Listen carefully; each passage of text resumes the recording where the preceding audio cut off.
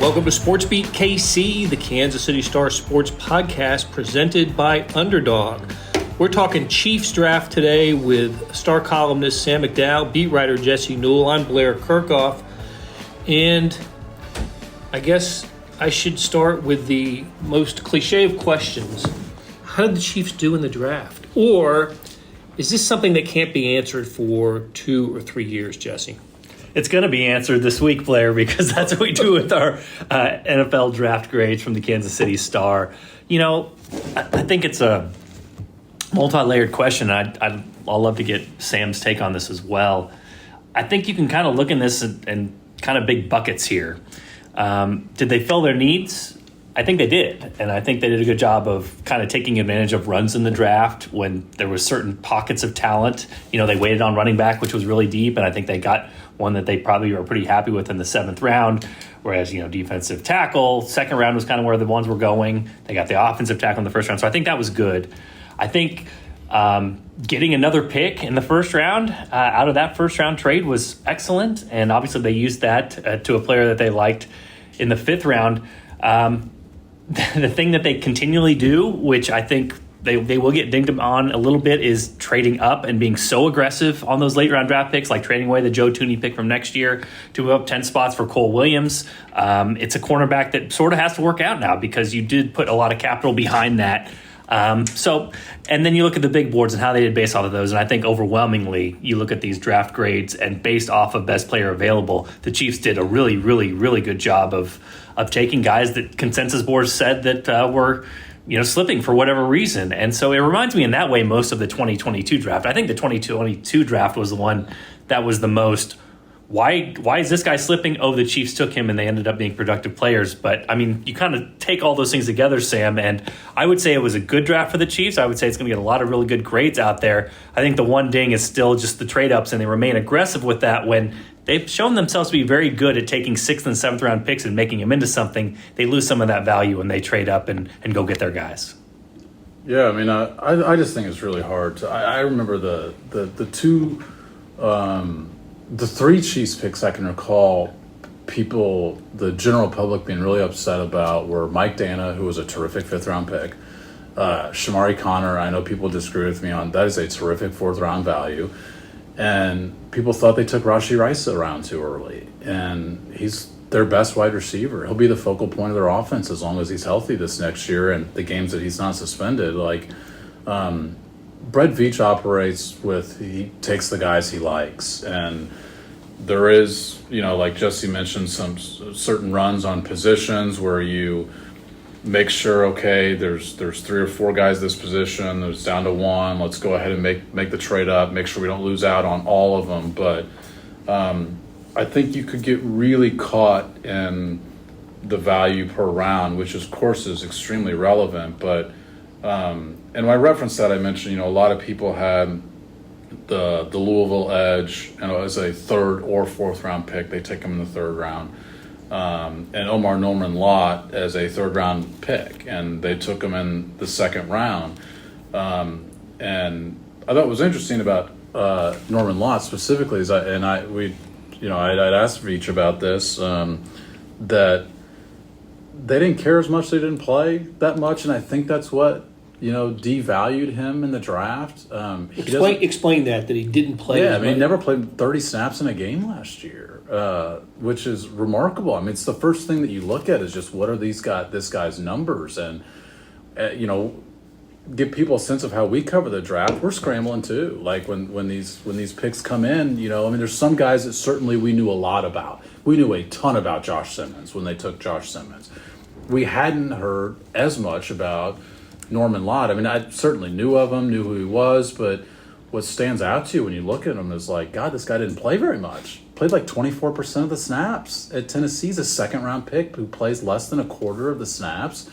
They don't really care that much about that. And, you know, Ryan Nutt spoke to that again today, their director of college scouting. And it's just, he's really good when he's on the field. And we can put him on the field more than that. So I do give them credit for looking beyond stuff that not just us, but I think other teams could get caught up in some of this stuff as well, that they look deeper into it. Yeah, there are a lot of surface level examination of prospects, and that's sort of what mock drafts are, surface level evaluation of prospects. Yeah. I also do want to point out, I think two things the Chiefs do really well every year, and we should not overlook this because not every team does this. You only have to look in the AFC West. For one is they try to get rid of dire needs going into the draft so they can clear up their board and they can take what sort of falls to them. Now, we know they have needs. We know all things being equal, they wanted an offensive tackle and they wanted a defensive tackle. But, in general, they do that, which leads to the second point, which is their top 4 picks, Sam. I know this is important when you look at the landscape of the NFL, is those are all premium positions. These are all 4 positions that are very hard to get in free agency. I mean, we can talk about Omar Norman-Lott and we can say, hey, he's a rotational defensive tackle and he's a pass rush specialist, all this sort of stuff. And like, okay, would you rather have a guy who could play every down? Would you rather have the replacement for Chris Jones? Well, guess what? He's the replacement for Turk Warden. Turk Warden just signed a huge offseason deal because those guys don't grow on trees. And so I think the one thing, the way you can steer the car off the road is to go in the first round and say, there's a running back. Okay, we'll take him, and you don't get the value there. The Chiefs, that's the thing that they have just nailed the last couple of drafts is especially this one, is those premium positions, those guys that go for the high dollars, offensive tackle, defensive tackle, edge rusher, wide receiver, bing, bang, boom, boom. I mean, they hit all of those guys to start with. And so the potential reward for them, if those guys pan out, is very, very high, especially in the salary cap league where you don't have unlimited resources. I think if he drank some truth serum, Brett Veach would say he would look back at the 2020 draft and kind of second-guess himself for drafting a running back in the first round. I hope so. I mean, the only way you get good at this thing is if you learn the lessons from the past years. And, I think one of the things you can learn the lesson from that, to talk about one more individual pick is what's panned out the past few years with the Chiefs is positions that they thought they were very deep at. Last year, wide receiver. Hollywood Brown's injured on the first play of preseason. Rashee Rice is gone in a month. They could have, they take Xavier Worthy. You could have used maybe another receiver in the draft or free agency. Like, I think one of the, to go back to the origin of the lesson is don't just assume you're good at a position. And this is where I say it relates to a specific pick. The Chiefs, the one position I would have thought going into the draft, you just don't need a linebacker. You have spent too many resources at linebacker, I believe. You still do your homework on the linebackers. And it turns out they've got probably, it sounds somewhere in like a 3rd or 4th round grade on Bassa, the kid from Oregon. He's there in the 5th round, so they take him. And so we all thought, all of us sitting in the room were like, this is where you got to get the running back. Like, your running back room needs help. You're not an explosive rushing attack team. Here's a spot to get one. But you do your homework on a kid, and he's the top kid sitting on your board, Ryan Nutt said, by a mile. Well, you've done your homework on it. It's not a position of need, but you still did all the exercise to where that's how good teams get really good value. He was my biggest surprise of the draft. And it was not so much him, but the position. Right? Yes. But after listening to Ryan Nutt explain the rationale of the pick, it makes sense. It just does. And his comparison, you'll read about this, his comparison to Nick Bolton, not in so much in terms of how they play, but the intelligence with which he plays. Because they're very different players. I mean, Bass is a guy that, if you do need help at linebacker, like your linebackers don't cover all that well, and that's supposed to be his strength as a former safety. I mean, we were talking this offseason, like, could they bring back Willie Gay? I mean, that's the sort of linebacker you're talking about. You're talking about a guy who can cover the field, but sort of the intelligence that they love, and we know that Steve Spagnuolo has a complicated playbook, so getting a guy like that, and we were on the Zoom call with him, I mean, very, very impressive. I was joking with you guys, I said, that sounds a lot like Nick Bolton on there, and they love to have that sort of intelligence in their room, and I think it kind of maybe pays more dividends for the Chiefs than it would other teams. Let's break down some individuals here. We'll start with Josh Simmons, the offensive tackle from Ohio State, who started his career at San Diego State. So much going on here, not the least of which is the patellar injury. So let's just assume that he would be ready to play for this in the season opener. And Chiefs, I think the indications are he will be. Probably not going to see him at OTAs, but we'll get him for training camp, and then he'd be ready. Do we see him as a day one starter at left tackle, knowing that the Chiefs have Jalen Moore and have the right tackle established? How is this going to play out? Well, when I talk about lessons, to me, the lesson from last year's draft is they needed Kingsley Suamataia to be their starting left tackle. Like in an ideal world, what works out best for your team is if Kingsley Suamataia is ready for week one, and he's the guy. I mean, they only played him 7 snaps in the preseason game the three of us went to in Jacksonville, and you're like, wow, he's the guy. He's going to start in week one. He wasn't ready for it, and it was less the abilities than just the mental capability to be ready for that position, the ability to deal with failure at the NFL level on a team that's in primetime all the time. He wasn't ready for it, and so I think the lesson from that situation needs to be, it's okay to wait. You've got this guy for 5 years. You do have, this is where they were good in free agency to set themselves up to where this was less of a need, even though that you need a franchise left tackle, but you do have a guy you feel better about than maybe Wanye Morris a year ago. So I just, my advice to the Chiefs on that would be to proceed with caution. If he absolutely, kills training camp with flying colors, sure. I mean, I think he could be the starting left tackle. I think you've got to be absolutely sure, and it's not based on the foundation of, I really hope this works out. I went into the draft thinking their first round pick would be used on somebody who would be a day one starter, which is why my mock drafts had them taking defensive linemen. One tackle, I had a tackle one, and Walter Nolan was one, and edge rusher was another, and I know you had a defensive lineman. Derek Harmon. Yeah, and Nick Skirton. Which I did think of this, just a real quick aside. Do you think there was any part of Brett Veach that was kind of pissed off that the Carolina Panthers and the Tennessee Titans are probably having very similar boards to them? You know what I mean? Just because some of the people in the rooms are Chiefs guys, Right. I mean, it's the same sort of staff. So I just wondered that as Skirton and some of these other guys that I had mocked to the Chiefs. It's like, well, they went to a Chiefs team, just not the Chiefs team that we cover. You know what I mean? What do you think about Simmons and that pick and what his progression will be? So I think it's fascinating because I think the Chiefs make a lot of sense for him because they've tried so hard, as Sam talked about, to get a franchise left tackle. They so desperately need one, but they don't desperately need one for week one, is kind of what we're saying here. I mean, they signed Jalen Moore. They cover their needs with that. And there's potentially another tackle that's going to be gone for them next year, when it comes to the right side, and Jawan Taylor, and then potentially getting out of his contract and saving a little bit of money there. So this can be a long-term play for the Chiefs. It makes sense in that regard. This is where I'm sort of, when they come out, they're going to be very, very happy with that or whatever draft pick they take. You know what I mean, Sam? I mean, and by all indications, Josh Simmons, if healthy and if some of the off-the-field stuff, the maturity stuff isn't there, this guy has all the tools, top 10 pick, top 15 pick, whatever the case may be. Franchise guy. Could be a franchise guy. It does make me wonder, though, Josh Connolly got taken right before him. I mean, I don't know the truth serum here, but, it makes me wonder, would they be happy right now if they had Josh Connolly? Would that be a little bit of a safer thing? Would they feel better about his upside? He's a little bit younger. All those sorts of things. Those are the answers we won't get and will never get.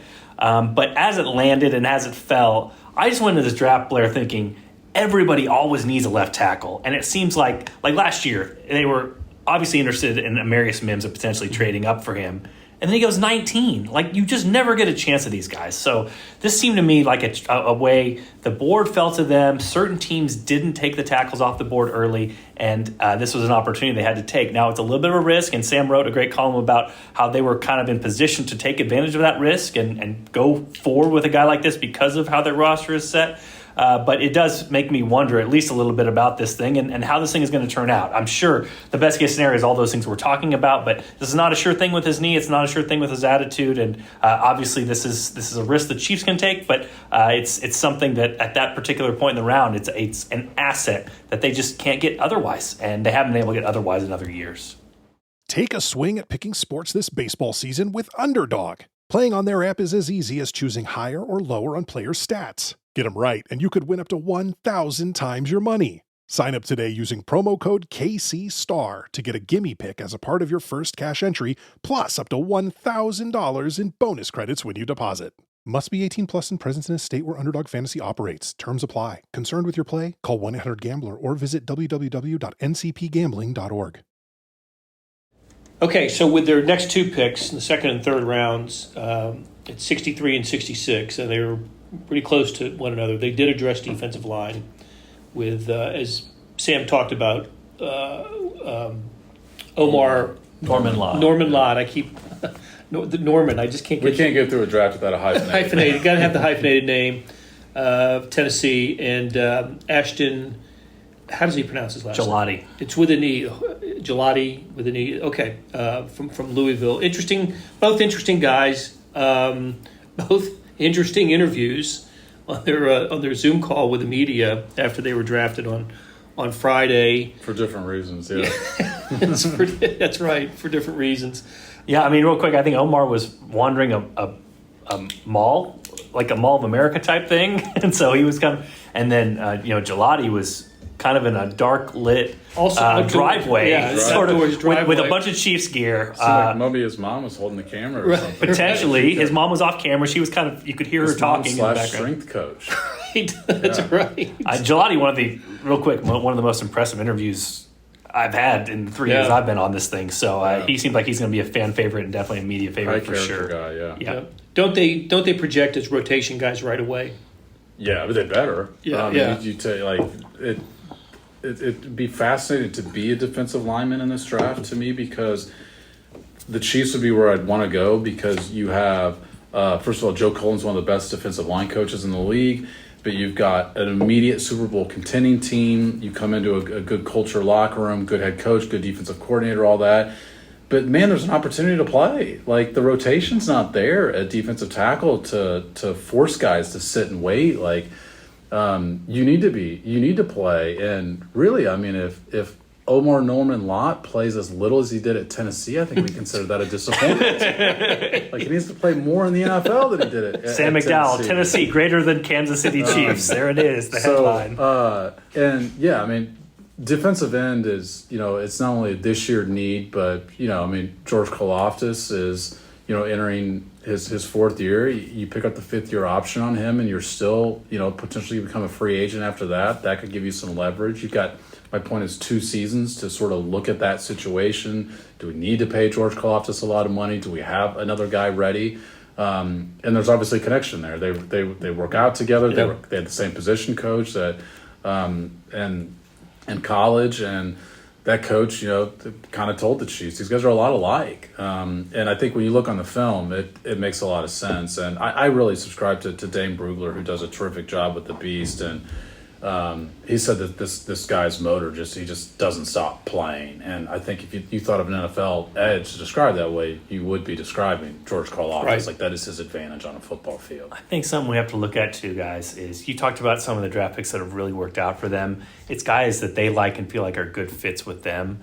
You mentioned like Shamari Connor. And Shamari Connor makes all the sense in the world. Like, he's a versatile cornerback. He can play safety. He can play corner. He can move him around. It's like this chess piece. And you look at these two guys, and I mean, it sort of seems like Spagsy fits. You know what I mean? Like, you just mentioned long, tall, never stop motor. I mean, you're mentioning George Karlaftis. George Karlaftis is a great fit in Steve Spagnuolo's scheme. And, Omar Norman Lott is seeming, I mean, we'll just say it. It seems like a Turk replacement. I mean, this is a guy that they feel like can come in and be the sort of player that Turk was. You talked about also the defensive lineman coming in a good situation. You even mentioned that, hey, they're playing next to Chris Jones, which also is going to get you some advantageous situations, whether that's on the outside or the inside. So, yeah, these guys better be rotation players for the Chiefs, but also gives them some depth in an area that, like we talked about, Blair, we had the Chiefs mocked for a lot of defensive linemen in the first round because we kind of looked at that and saw, hey, that's as big of a need, or at least as close of a need for this team as offensive tackle was. So you saw them address that pretty early. And that's where the depth was in the draft. Yes. Their other third-round pick, and they moved up to make this pick, Noel Williams from California, cornerback. Tell us a little bit about the math on this, the pick, and what they gave up, and how little, I guess the conclusion being how little they end up getting for Joe Thuney. Yeah, I mean, they moved from 95 to 85. When you look at at least one of the trade values charts I looked at, the Rich Hill says moving from 95 to 85 is about the equivalent of a mid to late fifth round pick. Instead, they give up a fourth pick, and not only do they give up a fourth pick, but they relinquish the Bears' fourth round pick, which I'm going to go ahead and go out on a limb and say that's going to be a better fourth round pick than the Chiefs' fourth round pick next year. And that's, of course, the pick that they get for Joe Thuney. And so the only thing they have to show for trading Joe Thuney is the right to move up from 95 to 85. Noah Williams suddenly comes into to Kansas City with a lot more pressure than he probably would have if he'd gone third round elsewhere. Yes, they do like him, and his drafting. Here's another player. I think I'm projecting to start. His presence helps the Chiefs become stronger in the secondary because it strengthens Trent McDuffie.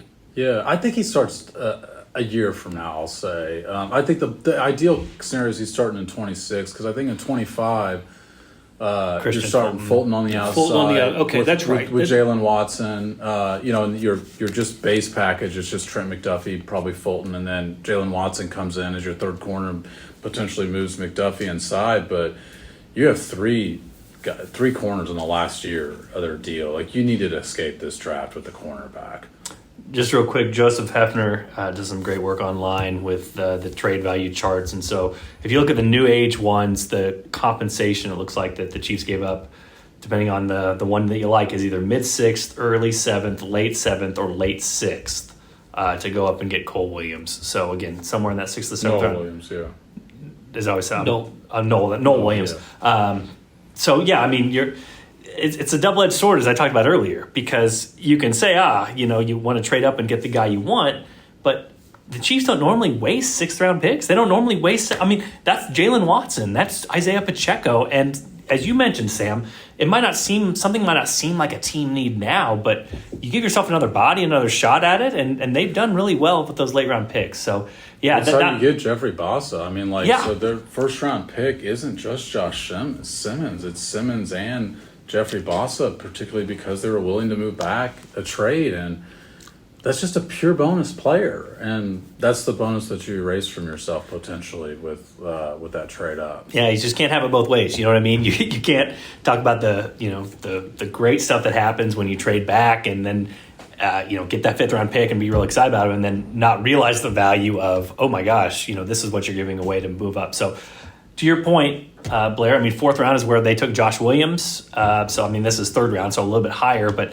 I mean, I think if he developed a Josh Williams-type career, and Josh Williams' career isn't over with the Chiefs, but that'd be a little bit of a disappointment if you gave up the Joe Thuney pick for that and moved up for the right to do that. But, I mean, the thing I will say about the Chiefs, and this goes for Christian Fulton as well, is they seem to have a vision to move Trent McDuffie to nickel more, where they figure he can do more blitzing on the interior of the field and they can move him around more. And so Christian Fulton and then now Noel Williams, both of those guys are outside corners. So if they feel like they can, that was the last guy on their board that potentially was an outside guy, or that they felt like they could get some more versatility with that, then that's definitely something they could be looking at. It just came at a high price.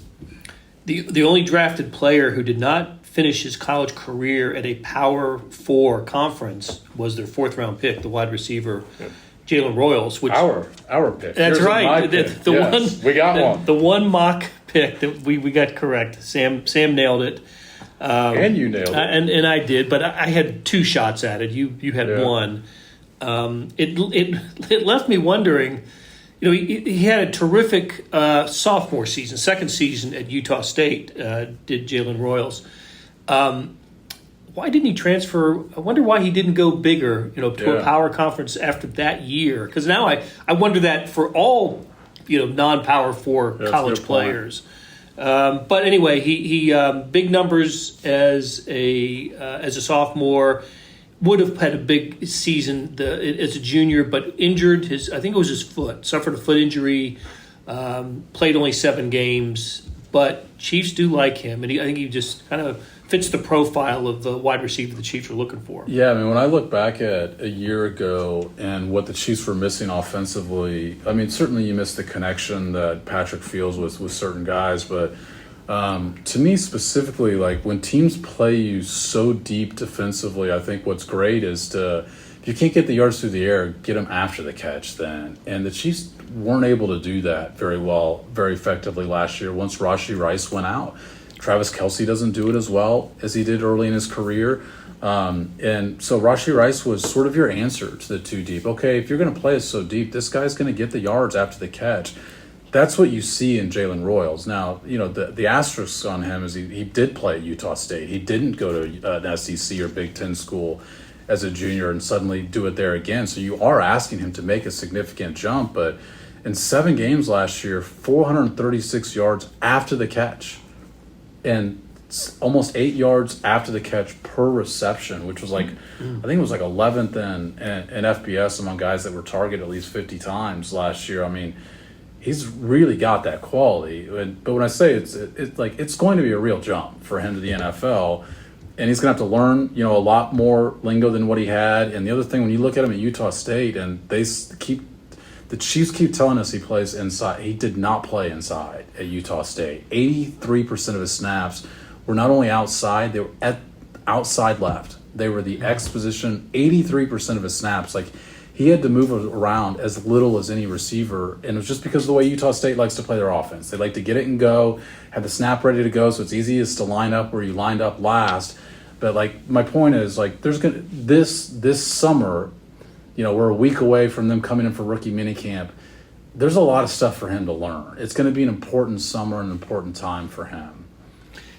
I mean, we've been bringing up the comp names again. I mean, Rashee Rice is the comp name. Now, it's going to take some time. And but it's crazy. Guys get old young around here. Rashee Rice has 1 year left on his deal after this year. The scout said he didn't want to compare him to Rashee Rice. And then today on the Zoom call, Ryan Nutt was he reminds you of Rashee Rice. Yeah. It's a little bit of a little conflict. Yeah, a little bit of conflict there. Absolutely. And, I mean, the way that Rashee Rice's legal thing is going now, I mean, we haven't heard anything new. So maybe he'll play this year, but next year could be the year. 2026 could be the year he's suspended. But, I mean, this is kind of the Chiefs' wheelhouse right here, is where you can take a guy a year early before you need him, let him develop at his own pace and get a potential starter down the line. But similar to Rashee Rice, remember, Rashee took off at the end of his rookie year. I mean, that leap he took from weeks 5, 6, 7, 8 to weeks 12, 13, 14, 15 was enormous. And so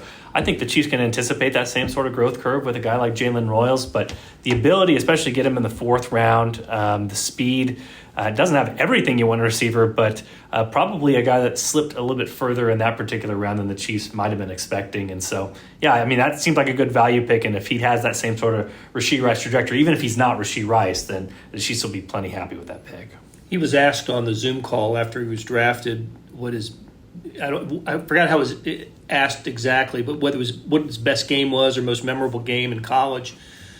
Or maybe it was framed what game did you play in that proved that you could be in the NFL? And he said when they played Southern Cal. And I thought, that's pretty interesting. So I looked it up. He had, I think, 6 catches for about 50 yards, which is fine, and they lost 48-0. So he's a confident dude. Yeah, but he's all right. We made it out of that one with some good tape. Real quick, we've learned the Chiefs' favorite acronym too is RAC. I always hear YAC, but run after catch, run after the catch is their thing. Yes. And to Sam's point, I mean, this is a nice backup plan to have, because when Rashee Rice went down, we talked about this. Who was their best receiver after the catch, after Rashee Rice went down? I mean, but changed Xavier Worthy to old Rashee Rice. Yeah, but they had nobody, and he's not a guy that's going to take hits. You know what I mean? They moved him to that spot, and he was effective. But that skill set to have that as a backup plan, so that if one guy goes down, I mean, that's just not Juju right now. That's just not Travis Kelce right now. It wasn't Justin Watson. You know what I mean? So to have another guy you can go to like that, I think is a pretty big similar bonus. in size. Rashee was 6'1", 203. Royals is 6 foot, 205. And just a real quick note on him, Blair, you mentioned his injury. He did come back and play in one of the All-Star games. So they feel like he'll be full go here this summer. All right, we've spent some time talking about Jeff Bassa, or Bassa, I'm not sure how we pronounce it, Bassa from Oregon. What's cool about him is he was immediate starter there. Started for 4 years, and there is a Kansas City connection with him, even though he's from I think he's from the West Coast, went to Oregon. Yeah. His head coach, Dan Lanning, is a Kansas Citian, and he mentioned to us afterwards that Lanning got in touch with him immediately after the Chiefs drafted him and was pretty excited that he could play for his head coach's hometown Chiefs. So, all right, let's 7th round pick. I thought really intrigued by this. Chiefs still hadn't taken a running back to this point. We were wondering, it's going to be an free agent. What are they going to do here? And they ended up taking Brashad Smith, SMU. First-year running back. I say first-year running back because he spent his previous 3 years at Miami as a wide receiver. His first year as a running back, only year as a running back at SMU, he rushes for 1,300 yards, 14 or 15 touchdowns. He put some incredible numbers as a running back. And for an SMU team that went to the ACC championship game and played in the college football playoff this year. So, against good competition, he put up big numbers. I'm intrigued by this guy, and I think his first impact for the Chiefs is going to be as a kick returner. Is that what you're thinking? Yeah. Well, and we have to put it all in context too. If your 7th round pick is only a kick returner, you still did pretty well. You know what I mean? But this guy has some speed. He has some wiggle. He has some ability to kind of move around in short space, and he has some explosiveness. And listen, if we want to talk about a theme throughout this draft, Sam, the Chiefs, how many explosive plays did they have last year on offense? Like they never had the easy. Dead last among everyone. They were dead last in explosive runs. I think they had 33 10-plus yard rushes, and that was the fewest in the league. Despite, I think they ran the ball like the 16th most in the league. So I don't want to hear people say, well, that's because they passed the ball all the time. They ran the ball more than the average team did last year. They had no easy button. You know what I mean? Like I remember Bill Connolly when I used to cover college. The great analyst for ESPN, he talked about explosive plays were the 3-pointers of college football. Because if you hit 1 or 2 of them in a game, all of a sudden, you have a chance against a team maybe you shouldn't have a chance against. And it's the same thing. Like if you're undermatched against Kansas, but you make 14 of 28 threes, give yourself a chance. And the Chiefs just didn't have an easy button last year to just like throw a guy out in a flat and break 2 tackles. All of a sudden you got a 70-yard touchdown. You all breathe easier on the sideline. So whether it's Royals, whether it's Brashard Smith, I just think it gives them more explosive playmaking that they desperately lacked last year. And, some of these guys, again, they come in to fill a role, whether it's Hopkins or Juju Smith-Schuster or even Travis Kelce at this point, but speed is not their calling card. And so to give themselves another option, whether it's the backfield or a receiver out of the backfield or a kick returner, it just gives them a little bit more juice to their offense, and it's something that's desperately needed. Well, with kickoffs coming out to the 35 this season. There's going to be a lot of them. Yep, and they didn't have explosive plays in the return game either. They wanted short hands back there. Except for the opening play of the playoffs against the Texans. That's right. And you also have 2 return guys, too. The Chiefs mentioned him as a kick returner. You need 2 kick returners now. But you remember the opening kickoff of the playoffs against the Texans didn't go into the end zone. It got stopped at the 20 or 25, and I think the Chiefs, didn't they end up kicking a field goal there? Yeah, I think you're right. I think they did. So that's the type of play that you want your guy to get into the end zone. He got caught. Samaje Perine got caught from behind on that play. Yeah. Real quick, I think the Chiefs played the depth of running back well. You know what I mean? Like we all knew going to this draft that there were a lot of running backs out there. They traded up to get Brashard at the very end here, but it does seem to me. I think ever since Clyde, I think they have their mind in the right spot when it comes to running back. Now, if they take one in the 5th or the 6th or even the 4th, I don't think any of us would have blamed them based off of the production they got last year. But, if you can pull somebody in the 7th and get great value for it, we've seen – I know Isaiah Pacheco slowed down with the injuries. They're expecting more from him next year. We'll see kind of what happens, but obviously the last year of his deal. But I do think they played the depth of the draft in this particular area well, where you get to the 7th round and you go, maybe this isn't my favorite guy, but this guy has a lot of life, a lot of juice, and somebody that maybe might have gone higher in a different year. But this year, because there's so many running backs, there's only so many that can be taken. All right, Jesse, when are we going to see these rookies for the first time? Yeah, rookie minicamp this weekend coming up in the first week of May. So they'll be here. It'll be a kind of a fascinating one because usually we have all eyes on the first-round pick, and obviously this year with Josh Simmons, he will not be doing much, we don't think, based off of his knee injury. So be kind of keen on other guys. It's crazy out there because nobody knows what they're doing. Nobody knows the playbook. A lot of other, volunteer coaches are out there just to get guys in the right spots, those sorts of things. But sometimes there are memorable plays that you can see from these guys and stand out, and we'll also get a chance to talk to them as well. So first time for them to get to the Chiefs facility, get themselves fitted for a helmet, and our first chance to be able to look at these guys on the field. And as I said earlier, I think we're going to see a lot of speed and a lot of explosiveness, a lot of athleticism. I think that's kind of the theme of the draft so far for the Chiefs. You know, I remember one of the rookie minicamp that stood out to me is watching Sky Moore have no idea where he was supposed to go. And some of us took that to heart and said, this guy might have a tough transition to the NFL. And we were right. Those of us who thought Sky Moore might struggle at this level. This means everything. This weekend means everything is my point. You can't bounce back from a bad rookie minicamp, I think is what they say. I think you can score a touchdown in the Super Bowl even after a bad rookie minicamp. It's got to be really open. Got to scheme it open. The man was hurt last year. I still don't know what you want from the guy. He had season-ending surgery, okay? His career is far from over. I still see his name on the depth chart. There it is. So it's still there. Great conversation, as always, with Jesse Newell and Sam McDowell. Big thanks to our producers, Monty Davis and Randy Mason, Jeff Rosen and Scott Chasen. We'll be back soon with another SportsBeat KC, the Kansas City Star Sports podcast presented by Underdog.